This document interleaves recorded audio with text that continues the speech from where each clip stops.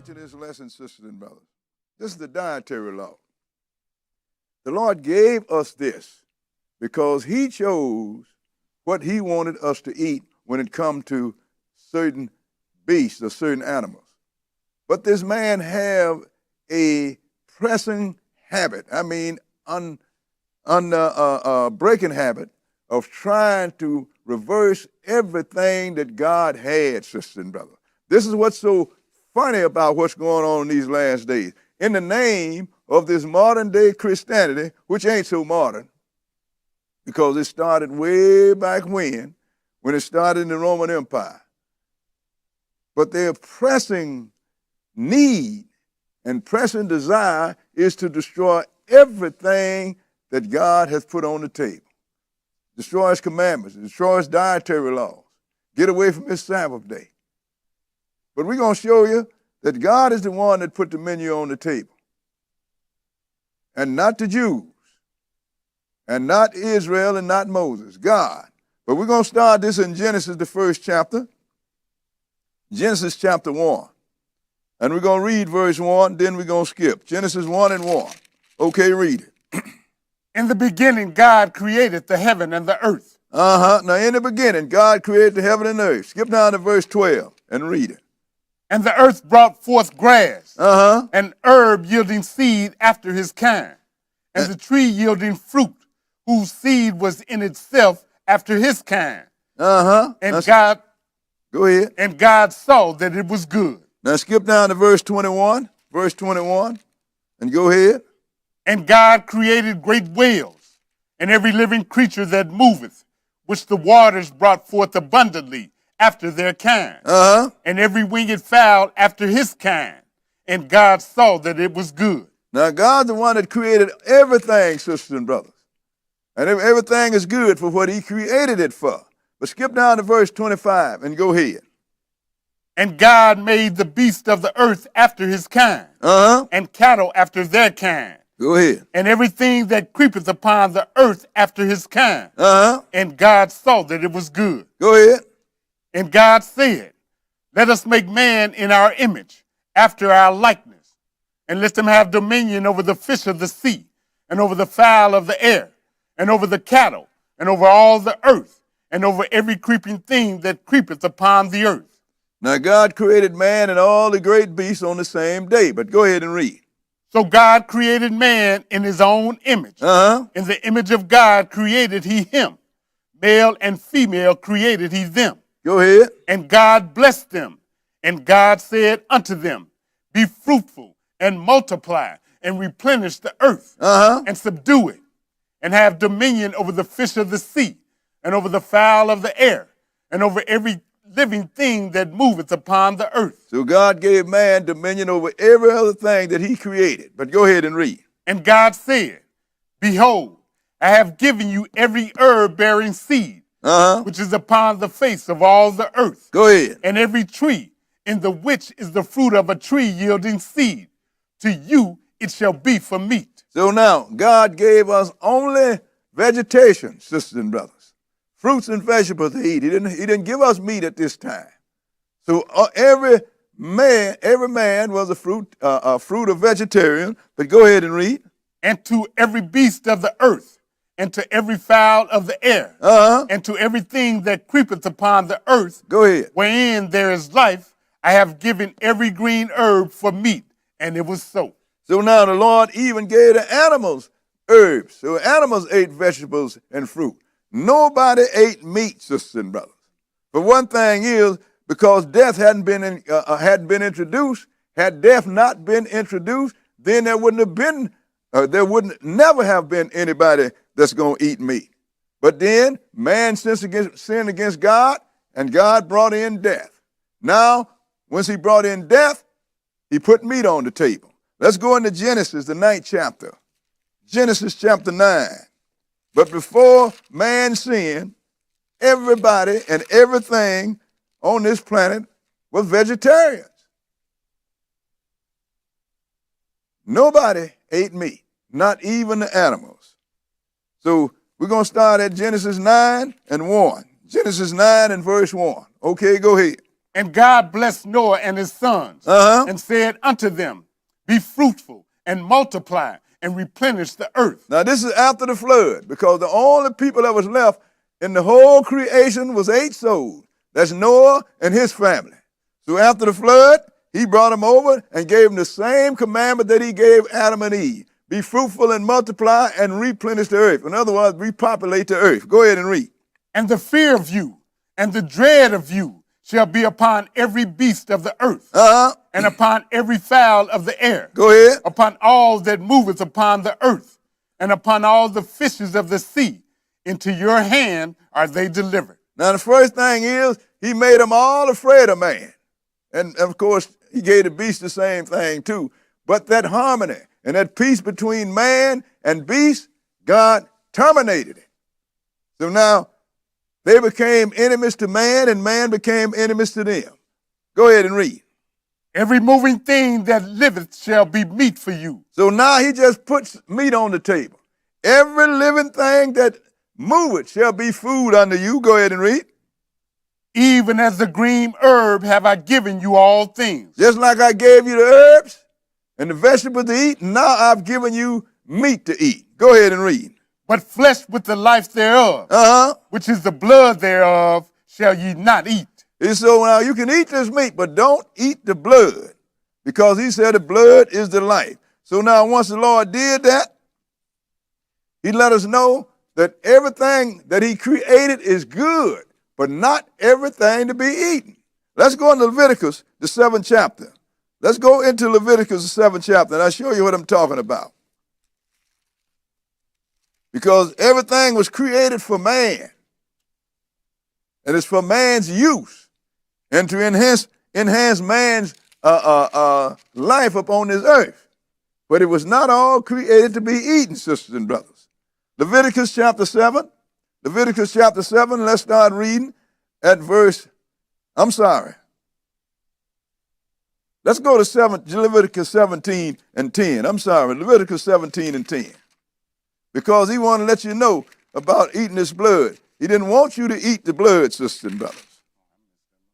Leviticus 17 and verse 10. 17 and 10. Okay, read it.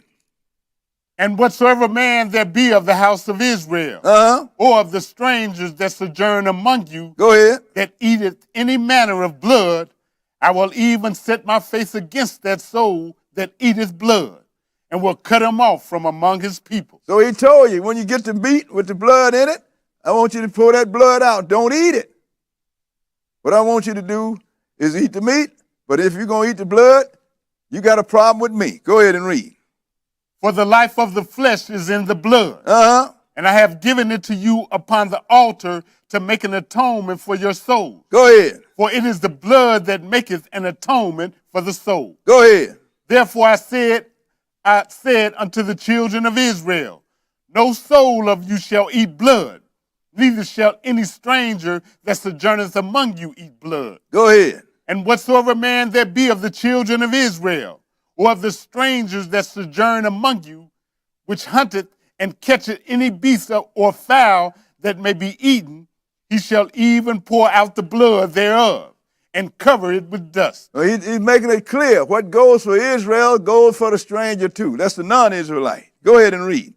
For it is the life of all flesh. The blood of it is for the life thereof. Go ahead. Therefore I said unto the children of Israel, ye shall eat the blood of no manner of flesh, for the life of all flesh is the blood thereof. Now, we know that, go ahead.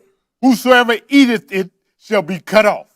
Now, we know that if you eat the blood, the Lord said you're going to get cut off. So we ain't supposed to, like we got some cultures have what you call duck blood soup. You're not supposed to eat the blood, sisters and brothers. You're supposed to pour it out. But that don't mean that the blood don't have other use. One of them is used for sacrifice, but then maybe we can use it for something else too.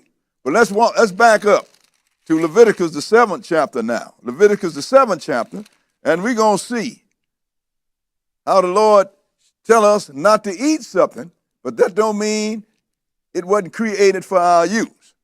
Leviticus chapter 7, and we're going to start reading at verse 22. Leviticus chapter 7 and verse 22. Okay, go ahead. And the Lord spake unto Moses, saying, Go ahead. Speak unto the children of Israel, saying, Uh-huh. Ye shall eat no manner of fat, of ox, or of sheep, or of goat. Now, he don't want you to eat no manner of fat, of no kind.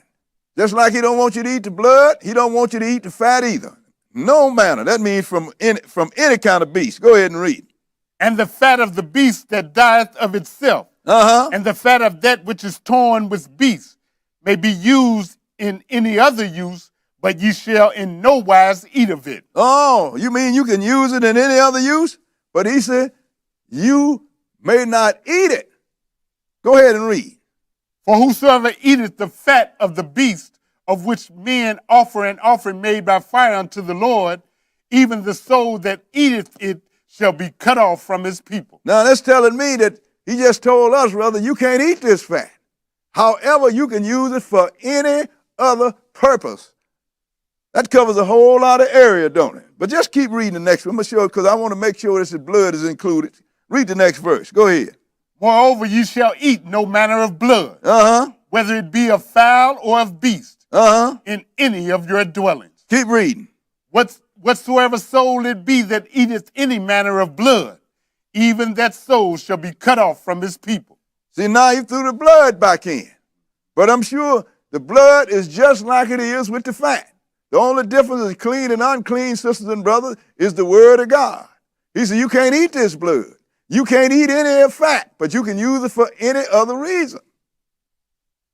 That's why you had a religion that would even take blood transfusion, sisters and brothers, because it said here you should not eat the blood. But then the blood is just like the fat. You can use it for any other reason. As long as you don't put it in your mouth and eat and drink it, you are not eating it. Right. And I know that if God allowed people to live when they got if people live because they got a blood transfusion, it's only because of God allowed it. And believe me, millions of people have lived because of blood transfusion. You may not eat it. You can't consume it with your mouth. However, just like the fat, for whatever reason that it might use to enhance you. But the Lord is the one that set the dietary law. So we're going to go to the 11th chapter of Leviticus, and we're going to look at this dietary law and look at these animals that you can and cannot eat. Leviticus chapter 11. Because God created everything for man. And everything that God created is good. And he told you about that every time he created something. And he said, and God looked at it and it was good. So the whole thing is, he didn't create nothing bad. But he didn't create everything to be eaten either. It's all that simple. Now we're going to start Leviticus, the 11th chapter, and verse 1. Leviticus 11 and verse 1. Okay, go ahead. And the Lord spake unto Moses and to Aaron, saying unto them, Speak unto the children of Israel, saying, These are the beasts which ye shall eat among all the beasts that are on the earth. Now you notice now, God is the one that gave this directive to Moses. Moses didn't create the dietary law. He got it from God. And God told him to say that. Go ahead and read. Whatsoever parteth the hoof, and is cloven-footed, and cheweth the cud among the beasts, that shall ye eat. So that's like ox, like cows, like deers. They have a split hoof, and they chew the cud. He said, you can eat that. Go ahead and read. Nevertheless, these shall ye not eat of them that chew the cud, or of them that divideth the hoof. Go ahead. As the camel, because he cheweth the cud, but divided not the hoof. Go ahead. He is unclean unto you. So that's a camel. A camel is unclean. Go ahead. And you know, that's the one whose hide John the Baptist wore as clothes, didn't it? But he said, you can't eat it. Go ahead and read.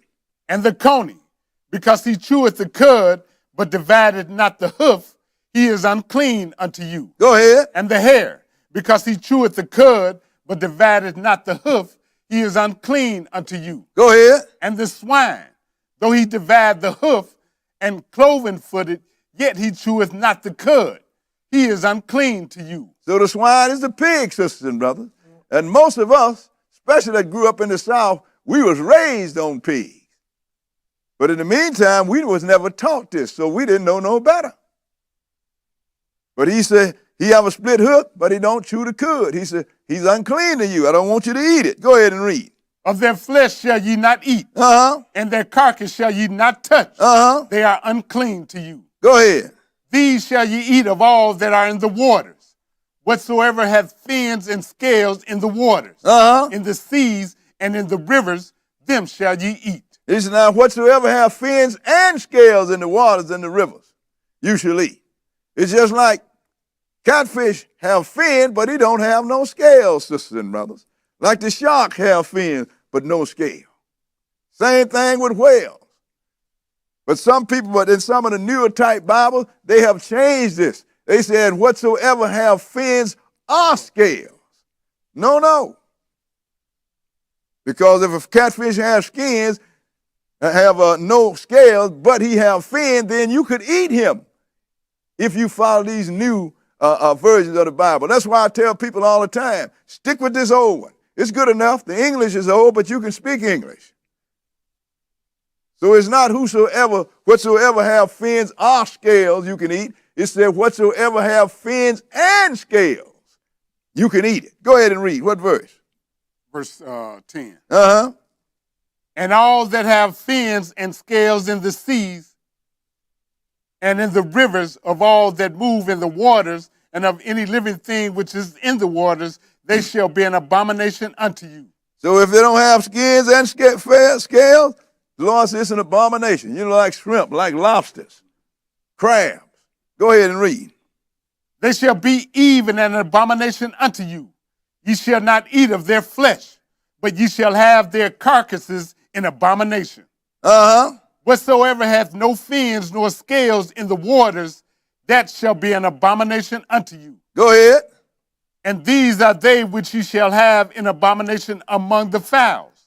They shall not be eaten. They are an abomination. Go ahead. The eagle and the ostrich and the osprey and the vulture and the kite after his kind.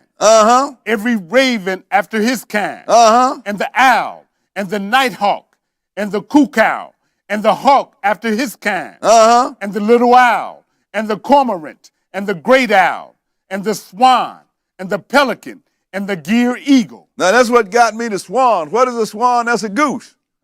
What is a small swan? A duck. That's what really got me, because I used to love that Chinese roast duck. But I had to get rid of it because that's a swan with a short neck. The only difference is everything else is the same. But go ahead and read. And the stork, the heron after her kind, and the lapwing and the bat, all fowls that creep, going upon all four, shall be an abomination unto you. So the fowls that creep, that go up on all four, he's talking about insects. But still, if it can fly, it's called a fowl. Go ahead and read. Yet these may ye eat of every flying creeping thing that goeth upon all four, which have legs above their feet. Go ahead. To leap withal upon the earth. Even these of them ye may eat. The locust after his kind. That's the locust you can eat. Go ahead. And the bald locust after his kind. Go ahead. And the beetle after his kind. And the grasshopper after his kind. All these insects you can eat. And most of us would eat if somebody put a gun on us, but you can eat them. But then what the Lord said you can eat, you can eat. Go ahead and read. But all other flying creeping things which have 4 feet shall be an abomination unto you. That's like flies and like bees and stuff like that. And wasps, he said, that shall be an abomination unto you. Skip down to verse 27 and read it. Go ahead. And whatsoever goeth upon his paws, among all manner of beasts that go on all 4, those are unclean unto you. Whosoever toucheth their carcass shall be unclean until the evening. Now that's talking about rabbits and squirrels and raccoons and weasels and stuff like that. Go ahead and read. And he that beareth the carcass. Skip down to verse 29, brother, and go ahead. These also shall be unclean unto you among the creeping things that creep upon the earth. The weasel and the mouse and the tortoise after his kind. Now the tortoise is a turtle. Those that grew up in the South, we used to love turtle. But he said you can't eat it no more. Go ahead. You ain't no more. You never could. We just didn't know about it. So I can't eat it no more. But go ahead and read. And the ferret and the chameleon, and the lizard, and the snail, and the mole. These are unclean to you among all that creep. Whosoever doth touch them. Now, he said, they are unclean, all those that creep on the fold, sisters and brothers. And a country boy like me, that was really hitting the head. Because I used to love rabbits, love squirrels, love coons. That's what we call the raccoons in the South, coons. We eat them all day, all night if somebody would cook them. But when I found out different, I had to give it up. Not that I don't like them no more. It's just that God said I can't have them no more. Right. Skip down to verse 39 and read it. And if any beast of which ye may eat die, he that toucheth the carcass thereof shall be unclean until the evening. So there's apparently something wrong with that beast. So he said, you're going to be unclean until evening. But go ahead, but skip down to verse 41 and go ahead. And every creeping thing that creepeth upon the earth shall be an abomination. It shall not be eaten. Go ahead.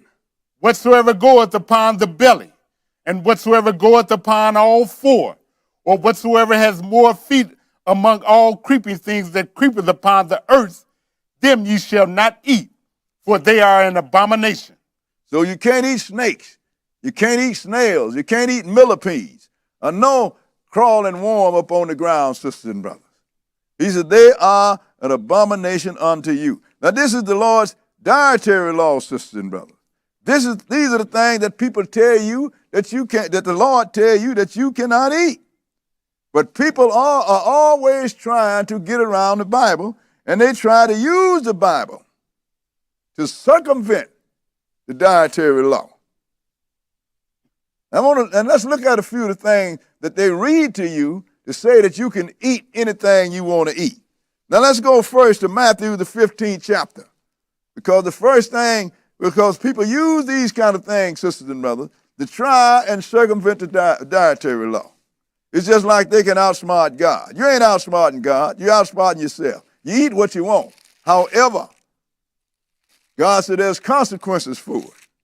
And once you find out better, then you are supposed to do better. As long as you are in ignorance, then the Lord is not holding your feet to the fire. He might smite you a little bit, but he won't destroy you. But when you do things deliberately, then all I have to say is beware. Because we are dealing with what the Lord said, and the Lord only. Now let's look at Matthew, the 15th chapter, and we're going to start reading at verse 1.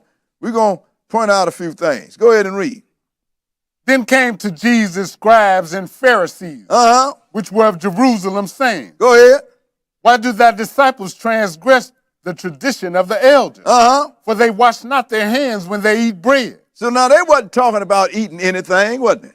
They was talking about eating bread. These guys they come pick off corn, and they got bread and they ate it and they didn't wash their hand. Well, they had a whole lot of washing you had to do before you eat. This was the question. Go ahead and read. But he answered and said unto them, Why do ye also transgress the commandment of God by your tradition? So now why do you transgress the commandments of God by your tradition? And man do it all the time. Skip down to verse 17. Verse 17 and go ahead. Do not ye yet understand that whatsoever enters in at the mouth goeth into the belly and is cast out into the draw? Don't you understand? Whatever you put in your mouth, it's going to be digested, and you are going to go to the toilet and dispatch it. Go ahead and read. But those things which proceed out of the mouth come forth from the heart, and they defile the man. Go ahead. For out of the heart proceedeth evil thoughts, murders, adulteries, fornications, thefts, false witness, blasphemies. These are the things which defile a man, but to eat with unwashed hands defileth not a man. It was all about unwashed hands, sisters and brothers. It wasn't talking about the dietary law, the beast that he should eat and yet you should not eat. That was never the question. But people go here and try and use that. You see, whatever you eat with your mouth is going to go out the rear. So you can eat anything. The Lord is not saying that. The Lord is telling you what defiles you. Bad behavior, bad conversation, breaking the law, not eating with unwashed hands. That's what this was about. That had nothing to do with the dietary law, sisters and brothers. But people take you there and try to see you can eat anything because the Lord said, well, whatever go in your mouth is going to go into the toilet. So be it. But no, it's not like that. Now let's go to another place. Let's go into Acts, the 10th chapter. Acts chapter 10. Just let you know this is where you're going to be taken when you tell them, hey, I don't eat pig, I don't eat catfish, I don't eat shrimp, scallop, or none of that stuff. Well, you can eat anything. We're going to show you. And then they take you to one of these places, or either some of them take you to all of them, but you should know about them. Acts chapter 10. Acts chapter 10. And we're going to start this at verse 9. Acts chapter 10 and verse 9. Okay, go ahead. On the morrow, as they went on their journey and drew nigh unto the city, Peter went up upon the housetop to pray about the 6th hour. Now, this telling you that they're using where Peter went up on the housetop to pray. And what happened when he went up there? Go ahead and read. And he became very hungry and would have eaten, but while they made ready, he fell into a trance. Go ahead. And saw heaven open, and a certain vessel descended unto him, as it had been a great sheet knit at the four corners and let down to the earth. Go ahead. Wherein were all manner of four-footed beasts of the earth. Now he saw a big sheet coming down while he was in a trance. Had all kind of four-footed beasts. I mean, clean and unclean. Everything was in the sheet. Go ahead and read. And wild beasts, and creeping things, and fowls of the air. Everything that the Lord said don't eat was in there. Go ahead and read. And there came a voice to him, Rise, Peter, kill and eat. But Peter said, Not so, Lord, for I have never eaten anything that is common or unclean. So Peter saw what was in that sheet. When the Lord said, Rise, Peter, kill and eat, he said, Not so. I ain't never ate nothing unclean in my life. Common or unclean. Go ahead and read. And the voice spake unto him again the second time. What God hath cleansed, that call not thou common. And that's what they use. See, what God has cleansed, you can't call common. So God has cleaned it. Go ahead and read. This was done thrice, and the vessel was received up again into heaven. Now, people use this and say, look, that's why we don't have to keep that old dietary law no more, because God has cleansed it. And said, what God have cleansed, call no man common. Well, we're going to see what this whole thing was about, what this trance was about, what was about to take place. Now let's back up to the first chapter of Acts, the first verse of this 10th chapter of Acts. The first verse, Acts 10 and 1. Acts 10 and 1. Because we're going to have a look at this and see what God was preparing Peter for. Verse 1, go ahead and read. There was a certain man in Caesarea called Cornelius, a centurion of the band called the Italian band, a devout man, and one that feared God with all his house, which gave much alms to the people and prayed to God always. Now look, this was Cornelius. He wasn't Italian. He got Hebrews running around trying to say, well, Cornelius was an Israelite, because they would have the whole world to think that God is only going to save Hebrew Israelites.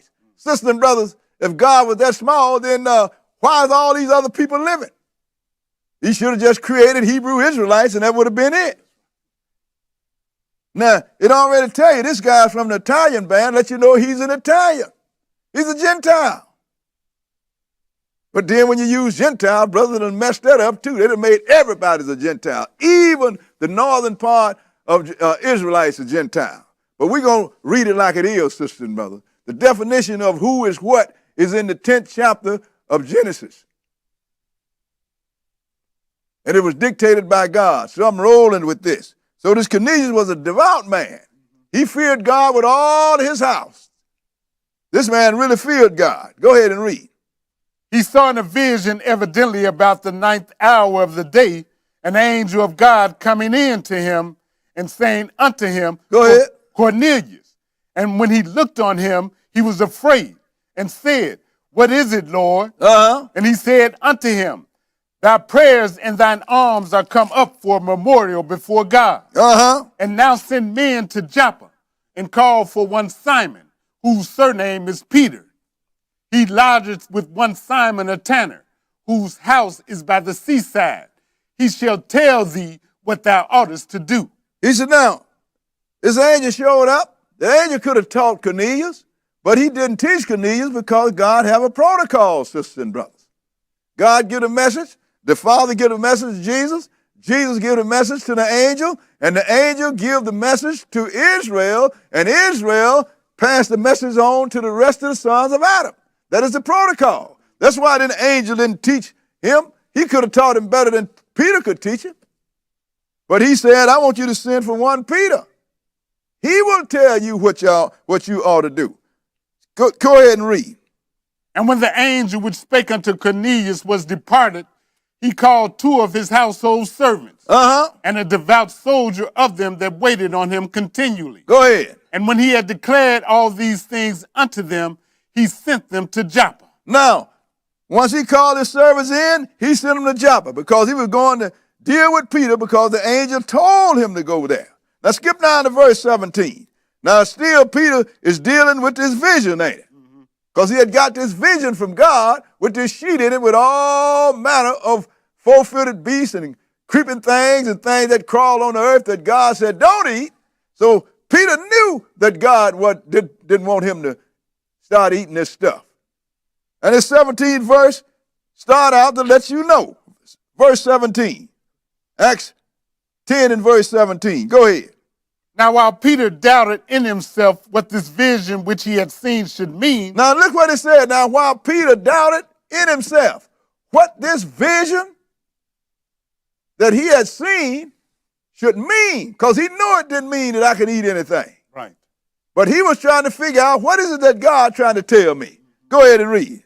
Behold, the men which were sent from Cornelius had made inquiry for Simon's house and stood before the gate. Now, while he was trying to figure out what this means, these guys showed up. And they was inquiring, asking for Peter. Go ahead and read. And called and asked whether Simon, which was surnamed Peter, were lodged there. While Peter thought on the vision, the Spirit said unto him, Behold, 3 men seek thee. Arise, therefore, and get thee down, and go with them, doubting nothing. Now, he was still trying to figure out what it was. So now once it was, then the Spirit came to Peter and said, look, you got 3 men down there seeking you. I want you to go with them, doubt nothing, because I have sent him. Wait a minute, the angel is the one that told Cornelius to send for Peter, didn't it? So what is this Spirit that told Peter, I have sent him? The same angel, sisters and brothers, because angels are spirits. He says, so I have sent him. Now skip down to verse 24 and go ahead. Because Peter went with them guys. Go ahead. And the morrow after they entered into Caesarea, and Cornelius waited for them, and had called together his kinsmen and near friends. So Cornelius, remember, he was a devout man, and he feared God with all his household. So he had all his kinfolks and all his friends, which was all Gentiles, sisters and brothers, which are white folks. Even though I heard a preacher call me a racist because I said the Gentiles are white folks. Well, they are what we call white folks. Ain't nothing racist about that. I'm just stating the fact. Go to Genesis, the 10th chapter, and read it, and then get all of them names and get you a chart on identity, and you can find out every one of them chain go to the Gentiles, like you had Gog in there. And Magog, that's Russia's. And they had all the rest of them. So now when Peter comes in here, he sees all of these Gentiles sitting there. What verse are we? Verse 25. Go ahead. And as Peter was coming in, Cornelius met him and fell down at his feet and worshiped him. No, and he said, what did Peter do now? Go ahead and read. But Peter took him up, saying, Stand up. I myself also am a man. Now, Peter took him up. So stand up. I'm a man just like you. He ain't interested in nobody kissing his feet. Because all we are men like they are. So if you want to do to them what they have done to us, then why should the Lord bless you? Because you have become them. So he says, stand up. I'm a man just like you. Go ahead and read. And as he talked with him, he went in and found many that were come together. He walked in and he saw that big crowd. Look what Peter said. Go ahead. And he said unto them, ye know that it is an unlawful thing for a man that is a Jew to keep company or come unto one of another nation. He said, don't y'all know? He said, you know that it is unlawful for one that is a Jew to come in and keep company, come in and keep company with any other nation. Go ahead and read. But God had showed me. But God have showed me that I should not call any man common or unclean. That I should not call any man common or unclean. Sisters and brothers, when the Lord let that sheet down, all the creatures in there represented all the sons and daughters of Adam. Because Jesus had given them a directive when he left. He told them, go not in the way of Gentiles. That's in the 10th chapter of Matthew. Neither go to any city in Samaria, but rather go you to the lost sheep of the house of Israel. So that's why Peter said it is unlawful for us to come into any people that is not of the Israelite origin. But God has shown me not to call no man common or unclean. Had nothing to do with eating, nothing to do with the dietary law. It has something to do with bringing all of the sons of Adam into the church. So now we see that is not giving you leave to circumvent the dietary law. Now let's go and look at another one that they use. Let's go into 1 Timothy, the 4th chapter. I'm just giving you all of these things that people use to try and get around the dietary law. Because this man just don't want to do what God say. Never did want to do what God say. At one time, Israel said that we are all lords, that we will come no more to God. And this is the attitude that we have, sisters and brothers. 1 Timothy, the 4th chapter, and we're going to start at verse 1. And you're going to have this read to you if you tell people that you're going to keep the dietary law. Verse 1, go ahead and read. Now the Spirit speaketh expressly that in the latter times some shall depart from the faith. Go ahead. Giving heed to seducing spirits and doctrines of devils. Now he's telling you what's going to happen in the last days. A lot of people are going to turn away from God. And they're going to be dealing with fables. And they're going to deal with seducing spirits and doctrine of devils. Go ahead and read. Speaking lies in hypocrisy, having their conscience seared with a hot iron. Speaking lies and hypocrisy. It's just like somebody burnt their mind right out of their head, totally contrary to what's written. Go ahead and read. Forbidding to marry, and commanding to abstain from meats, which God hath created to be received with thanksgiving of them which believe and know the truth. Now, they overlook this little part where it says forbidden to marry. They go directly to the meat. But no, this thing talking about these people forbid you to marry and abstain from eating such creatures which God have separated, sisters and brothers, with thanksgiving, which for them that believe and know the truth. If you know the dietary law, you know the truth. So he said, but some people going to come and they're going to tell you, you can't get married and you can't eat meat. Period. And we're going to show you this. Go ahead and read. For every creature of God is good and nothing to be refused, if it be received with thanksgiving. For it is sanctified by the word of God and prayer. So everything is good. Yeah, it's good for what it was created to. But every beast wasn't created to be eaten. But the Lord said it is sanctified by the word of God and prayer. What's the sanctification mean? Separated. God in his word separated the beast that you should eat and the beast that you should not eat. But people say, well, you can eat anything because it said by the word of prayer. All you got to do is pray over it and you can eat it. Well, let's investigate and see how the Lord feels about people that breaks his law and pray to him about it. Let's go into Proverbs, the 28th chapter. Proverbs chapter 28. We're just going to have a look at this, sisters and brothers, and see if this is indeed prayer, if prayer indeed give you leave to ignore the dietary law. Proverbs chapter 28.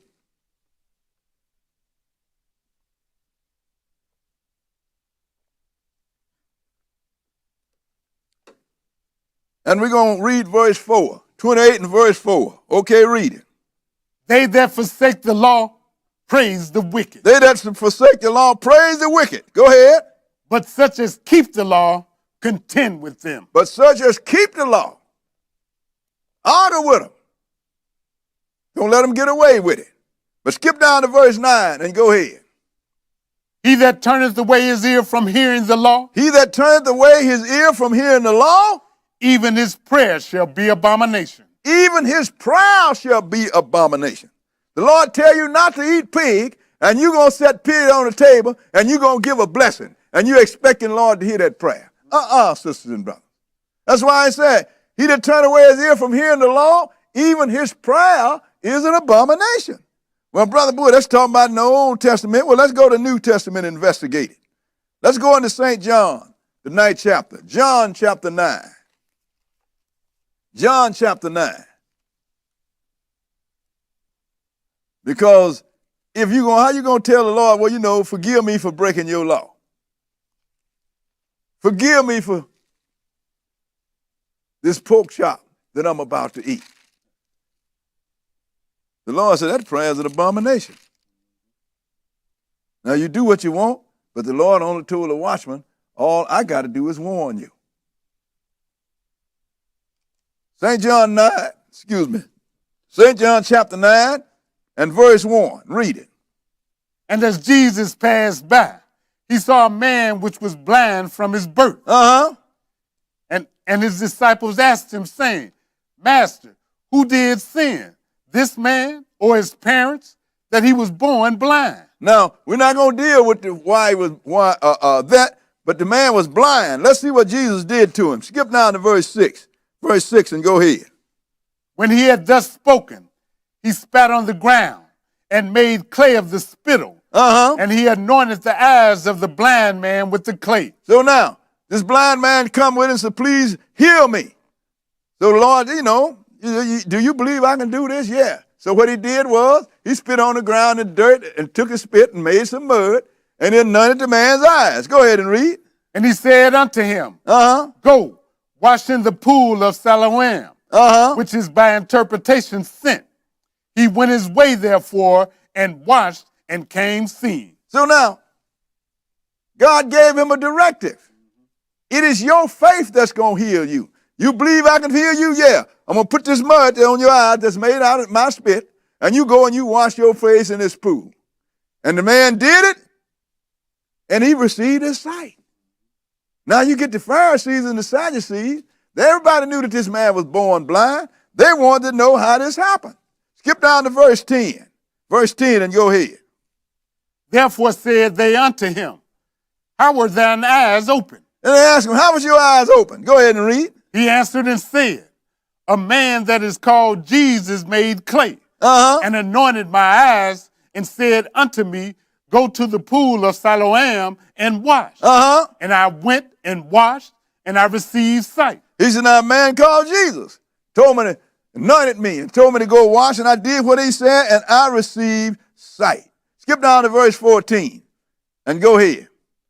And it was the Sabbath day when Jesus made the clay and opened his eyes. See, that's what they took offense with. Jesus did heal this man on the Sabbath day. They got to the point where they have been so fanatical that you could even do good on the Sabbath day.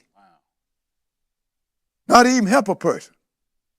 It's just like a person getting ran over by a car, you understand, and need you to take him to the hospital. I can't do this, man, because that's on the Sabbath day. That's how fanatical they had got. Skip down to verse 16 and go ahead. Therefore said some of the Pharisees, This man is not of God. Go ahead. Because he keepeth not the Sabbath day. And then how can you make a statement like that? This man is not God because he keepeth not the Sabbath day. This man went and healed a man that's born blind, which have never been done before. And you're going to say hearing from God? But I'll show you how you can get entrenched in false belief. Go ahead and read. Others said, how can a man that is a sinner do such miracles? That is a good question, ain't it? Go ahead. And there was a division among them. Uh-huh. They say unto the blind man again. And now there was a division among them. Now they're going to go back to the blind man. But let's skip down to verse 24 now. Verse 24, and go ahead. Then again called they the man that was blind. They kept calling him and asked him questions. Now they call him again. Go ahead and read. And said unto him, go ahead. Give God the praise. Uh-huh. We know that this man is a sinner. Ain't that something? Give God the praise, for we know that this man is a sinner. But he done healed this blind man, born blind. Skip down to verse 30. Verse 30 and go ahead. The man answered and said unto them, uh-huh. Why, herein is a marvelous thing, that ye know not from whence he is, and yet he hath opened mine eyes. He said, look, this is a marvelous thing. And you going to tell me you don't know where he come from? But yet he opened my eyes. Go ahead and read. Now we know that God heareth not sinners. Now we know that God hears not sinners. Everybody else supposed that know that. Go ahead and read. But if any man be a worshiper of God and doeth his will, him he heareth. This blind man apparently knew more than the Pharisees and the religious people. He said, we know that God don't hear the prayer of sinners. Same thing if you're going to pray over something that the Lord said don't eat. He said, but him that do his will, he is the one that he hear. And let's go. This is why he knew it, because it's written in prophecy. So let's go into Isaiah, the 57th chapter. Because this guy knew what was written in Proverbs, that the prayer of a sinner is an abomination to God. Let's go to Isaiah chapter 57. Isaiah chapter 57. 59 rather. Isaiah chapter 59. Isaiah 59. Because we want to show you, sisters and brothers, that the Lord don't change in any generation. Isaiah 59, and we're going to read verses 1 and 2. Isaiah chapter 59. Isaiah chapter 59. Isaiah chapter 59. Verse 1. Go ahead and read. Behold, the Lord's hand is not shortened that it cannot save. Uh-huh. Neither his ear heavy that it cannot hear. He said, look, the Lord's arm not shortened that he can't save. Neither his ear heavy that he can't hear. But something happened. Go ahead and read. But your iniquities have separated between you and your God, and your sins have hid his face from you that he will not hear. He said, but he will not hear because of your iniquity and your sin. And that coincides with everything that we have read, that God will not hear the prayer. That's of an unintentional sinner. You can pray all you want. But he said, look, as long as you sinning and breaking my law, I don't hear nothing you got to say. So then what was Paul talking about, sisters and brothers? Paul was warning you of a church, a religion that was going to come on the scene.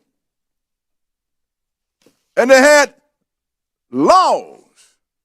And let's look at these laws. And then we'll know what Paul was telling you about. We're going to go into a history book called The Last 2 Million Years and page 217. And read this is what Paul was warning us about when he wrote that. About in the last days, some going to depart from the truth. And they're going to take heed to seducing spirits and doctrines of devils, forbidding you to marry and eat meats that God have given you to eat. This was a religion he was warning you about, not saying that you could circumvent the dietary law. So we're going to read about this religion. Okay, go ahead and read. Page 217, growth of the monasteries. Growth of the monastery. Go ahead. In every country, the popes had another powerful and dedicated instrument. Who had it? The popes. The Pope. Okay, we're talking about Catholicism here. Go ahead and read. the monasteries. The notion of withdrawal from the world to escape from its vices and seek salvation through self-denial and even physical agony was very old. Monasticism in the West owes its shape largely to one man of vigor and command, Benedict of Nursia. Now, you've heard of Saint Benedict. So the monasteries and their laws owe themselves mostly to him. Benedict, go ahead and read. From 480 to 543. Norcia in Umbria, northeast of Rome. In 529, Benedict drew up his roll of regula. That's his commandments now. Go ahead. Which was gradually adopted by most monasteries in the West. The regula required the monks to take vows of poverty, chastity, and obedience. Now, take vows of poverty, chastity, and obedience. What is chastity? That means don't get married. That's right. Don't lay with no women, and don't get married. That's one of the laws. Go ahead. The monks had a pound of bread, 2 cooked dishes, and a measure of wine each day, though eating meat was forbidden. Now, so we just saw what Paul was telling Timothy here, sister and brother. A religion going to come up. First thing is, they're going to say you can't get married, especially if you're a part of the church. So if you're going to be a priest, you can't get married. If you're a woman that's going to turn your life over to the church, then you can't have a husband either. You can't get involved. They call you a nun. And at that time, then when Benedict set it up, you couldn't get married and you could not eat any meat. Now I think it's only during the time, what is it, Lent, when they forbid you to eat meat, except for they say you can eat a little fish on once a week. Last time I looked, fish was meat too, sisters and brothers. But this is what Paul was warning us about. They're going to come a religion on the scene that's going to say you can't get married if you're an official or you seek to be a priest or official of the church, and you cannot eat any meat. That had nothing to do with the dietary law. Paul was saying, look out. Here come a church. And I'm going to tell you how to recognize them. And we recognize them, sisters and brothers. So he wasn't trying to get you away from God's dietary laws. He was trying to warn you of the Benedictine order of the Catholic Church. Yeah.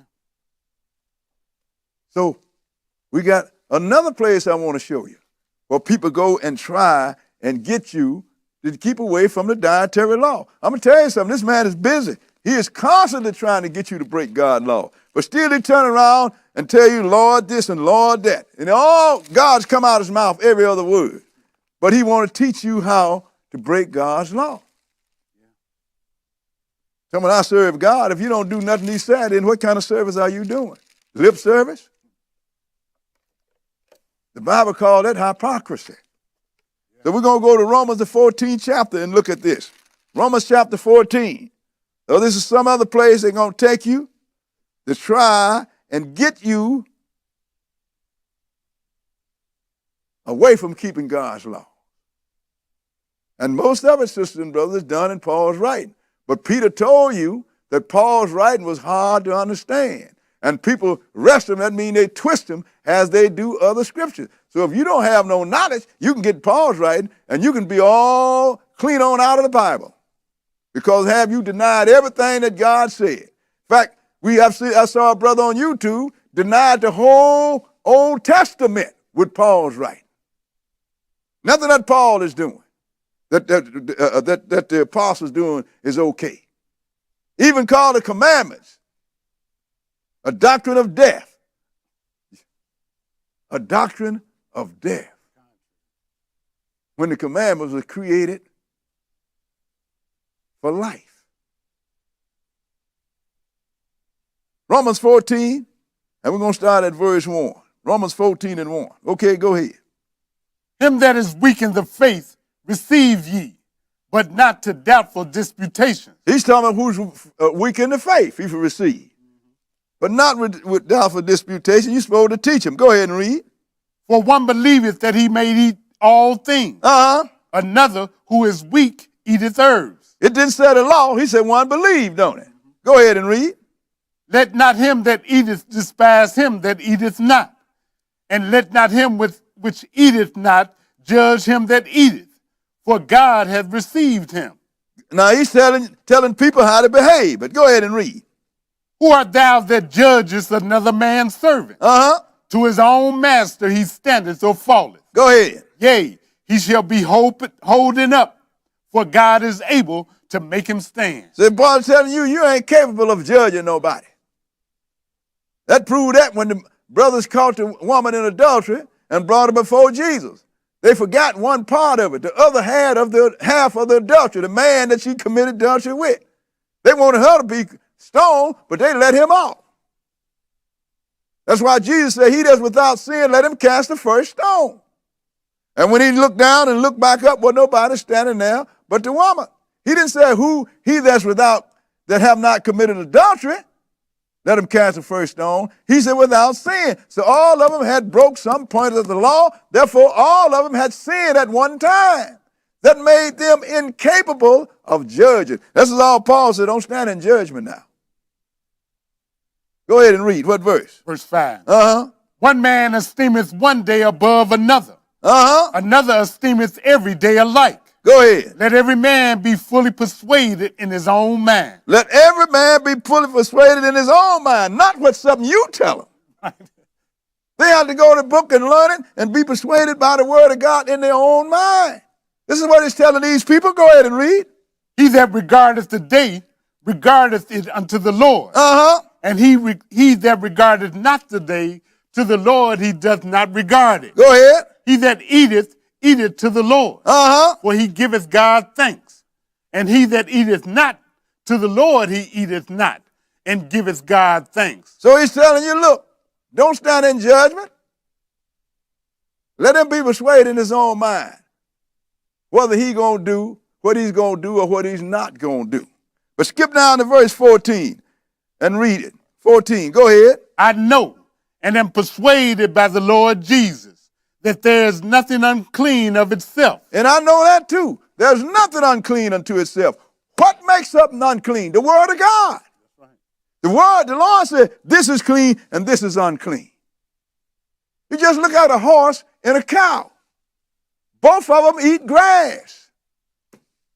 Both of them are herbivores. They don't eat meat. They eat grass. That means that whatever process it is, when it come out, when they digest in grass. But God said the cow is clean and the horse is unclean. Right. What made the cow clean and the horse unclean? The word of God. Right. Oh, that's simple. If you ate cow, you ain't gonna you gonna live and be full. If you kill a horse and ate some horse, you're gonna still live and be full. But you're going to be in violation. Why? Because the Lord said don't eat it. So nothing is unclean to itself. Start that verse back at the top. Go ahead. I know and am persuaded by the Lord Jesus that there is nothing unclean of itself. Nothing is unclean of itself. It has to be designated as unclean. Go ahead and read. But to him that esteemeth anything to be unclean, to him it is unclean. So whoever it is that esteemeth anything that's unclean, to him is unclean. So we're going to show you who esteem certain animals unclean. Let's go into Leviticus, the 20th chapter. Because it says to him that esteemeth something unclean, to him it is unclean. So let's see who have esteemed or decided what beast was clean and what beast was not clean. Leviticus chapter 20. Leviticus chapter 20. Because what I think and what you think is irrelevant. It is what the Lord thinks, sisters and brothers. And let's see who decided the clean and unclean. Leviticus 20, chapter 20. And we're going to read verse 22, 20 and 22. Okay, go ahead. Ye shall therefore keep all my statutes and all my judgments, and do them, that the land whither I bring you to dwell therein spew you not out. He said, now I want you to keep all of my statutes and the judges that I give you.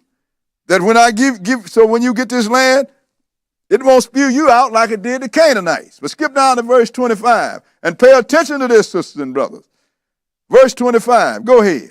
Ye shall therefore put difference between clean beasts and unclean. You shall therefore put a difference between clean beasts and unclean. Go ahead and read. And between unclean fowls and clean. And between unclean fowls and clean. Go ahead and read. And ye shall not make your souls abominable by beasts, or by fowl, or by any manner of living thing that creepeth on the ground, which I have separated from you as unclean. So you shall not make yourself abominable by any fowl, by any beast, or by any creeping thing that creepeth up on the earth, which I have separated from you as unclean. So who esteem a thing as unclean? God is the one that did that.